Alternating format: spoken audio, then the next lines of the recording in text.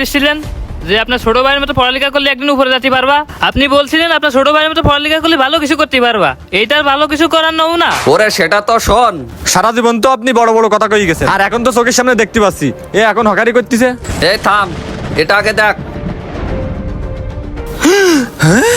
ভাই নাই চাকরি পাইছে? তুই তো এতক্ষণ ধরে অনেক বড় বড় কথা বলতেছিস, আমি কিছু বলতেছি না তাই। তুই তো 30 লাখ টাকা ঘুষ দিয়ে দুর্নীতির চাকরি করিস, কিন্তু আমার ভাইয়ের এখন কি চাকরি হয়েছে জানিস? সে প্রাইমারির শিক্ষক। একটা শিক্ষক সম্পর্কে তোর কোনো ধারণা আছে? একটা শিক্ষক আছে জাতি গড়ার কারিগর। দেখ, গ্রাজুয়েশন শেষ করার পরে মানুষের হাতে উপার্জনের জন্য দুইটা পথ থাকে, একটা সৎ পথে আর একটা অসৎ পথে।